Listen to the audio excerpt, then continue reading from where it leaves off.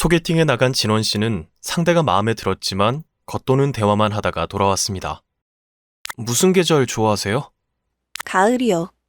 아, 그럼 좋아하는 음식은요? 오랜만에 만난 친구와 이야기하다가 분위기가 싸해진 적도 있습니다.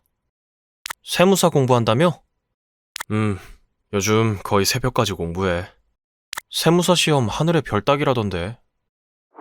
회사에서 동료들과 이야기하다 보면 진원 씨가 말할 때만 대화가 끊기는 느낌입니다. 신축에 사니까 좋은 점이 많아요. 과장님 아파트는 지어진 지 3년 넘지 않았어요? 3년 지났으면 구축 아니에요? 진원 씨처럼 대화를 잘 이어나가지 못하고 어쩌다가 한 말이 분위기를 망치는 것 같아서 고민이라는 사람들이 많습니다. 심리공학 전문가이자 유튜브 심리대화 LBC를 운영하는 임철웅 소장은 스몰 토크 공식만 알면 누구와도 자연스럽게 대화할 수 있다고 말합니다. 말 한마디로 호감도를 높이는 방법은 무엇일까요? 1. 상대가 원하는 대화 주제를 파악하라. 대화가 자꾸 끊기는 느낌이 든다면 대화의 맥락을 놓치거나 대화 주제를 잘못 파악하고 있는 것일 수 있습니다. 대화 하수는 대화의 맥락을 읽기보다는 단어에 집중해서 대화합니다. 어제 발표 준비하느라 날 새서 잠깨 음료 마셨는데 아무 소용 없네. 잠깨 음료 맛있겠던데. 불필요한 질문으로 대화의 맥락을 끊어 불쾌한 감정을 주기도 합니다. 지난주에 점을 봤는데 당분간 연애하지 말래. 내일 소개받기로 한 사람이 있는데. 점? 잘 보는 데 있어? 대화 고수는 대화 중 중요한 정보를 선별해서 기억했다가 적절한 타이밍에 상대가 원하는 주제로 자연스럽게 대화를 이어갑니다. 어제 발표 준비하느라 날 새서 잠깨 음료 마셨는데 아무 소용 없네. 중요한 발표라 걱정되겠다. 열심히 준비했으니까 잘할 거야. 지난주에 점을 봤는데 당분간 연애하지 말래. 내일 소개받기로 한 사람이 있는데. 나도 점 보고 그런 얘기 들은 적 있는데 결국 내 마음이 더 중요한 것 같더라. 근데 어떻게 소개받게 된 사람이야?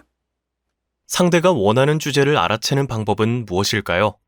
상대가 같은 단어를 2번 이상 언급한다면 그 단어를 대화 주제로 삼아야 합니다.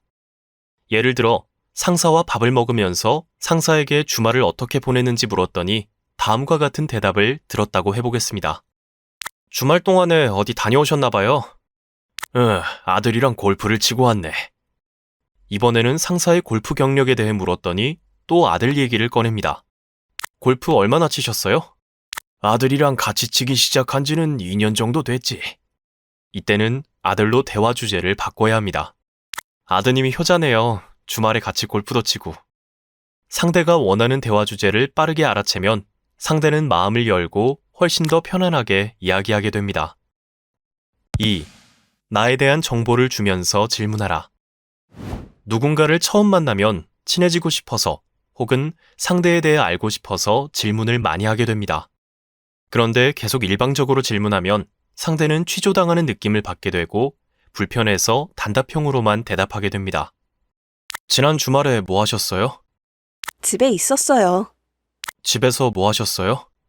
그냥 쉬었어요. 이런 대화를 반복하면 대화가 길게 이어지지 않아 공감대를 형성하거나 친밀감을 쌓기 힘듭니다. 자연스럽게 대화를 이어나가면서 공감대를 형성하고 싶다면 나의 정보를 전달하면서 질문해야 합니다. 주말에 비가 온다길래 여행 취소하고 집에서 예능만 봤어요. 효정 씨는 주말 잘 보내셨어요? 이런 성의 있는 질문을 들으면 상대는 자기도 모르게 자신의 정보를 주며 길게 대답하게 됩니다. 저도 그냥 집에 있었어요. 재밌는 프로그램 있었나요? 상대가 더 많은 정보가 담긴 대답을 하면 질문할 거리가 생기게 되어 꼬리에 꼬리를 물고 길게 대화할 수 있게 됩니다. 단, 말이 너무 길어져서는 안 됩니다. 수다쟁이라는 인상을 주거나 상대가 말할 기회를 빼앗는 상황이 될 수 있습니다. 저는 공포영화 보는 걸 좋아해요. 국내에서 개봉된 공포영화는 하나도 빠뜨리지 않고 다 봤을 정도죠. 그 중에서 최고였던 영화는 제 취미는 공포영화 보기예요. 질문을 하고 상대에게 빨리 대답하라는 식의 무언의 압박을 주는 것도 실례입니다. 상대가 긴장을 했다면 대답하기 힘들 수도 있습니다. 상대가 대답하기 힘들어하면 너무 침묵이 흐르지 않도록 자문자답하면서 상대를 편안하게 만들어줘야 합니다. 징검다리 연휴에 뭐 하셨어요? 전 못 쉬고 출근했어요. 퐁당퐁당 쉬니까 월요일이 3번인 기분이더라고요. 질문은 궁금증을 해결하기 위한 수단이 아니라 상대에게 나의 관심을 표현하고 상대를 더 알아가는 기회임을 기억해야 합니다. 3. 모르는 것을 아는 척하지 마라. 사람들이 대화할 때 자주 하는 실수가 있습니다. 바로 모르는 것을 아는 척하면서 말하는 것입니다. 특히 자존감이 낮은 사람일수록 모르는 것을 아는 척하는 경우가 많습니다. 사람들에게 인정받고 싶기 때문입니다. 5년 지나면 신혼부부 특공 못해요. 제대로 알아보신 거 맞아요? 그러면서 스스로를 눈치 있는 사람이라고 생각합니다. 하지만 정말 눈치가 좋은 사람들은 아는 것을 모르는 척하는 경우가 더 많습니다. 대화에서는 모르는 것을 아는 척하는 것보다 아는 것도 모르는 척하는 것이 상대의 마음을 여는데 훨씬 유용합니다. 아는 척을 하면 상대는 정보를 주지 않습니다. 하지만 모르는 척하며 자신을 낮추면 상대는 기꺼이 많은 정보를 내어줍니다. 제가 사는 곳이 신축이라 좋은 점이 많아요. 제가 잘 몰라서요. 신축이면 몇 년 이내의 건물이죠? 보통 5년 정도라고 알고 있어요. 아, 그렇군요.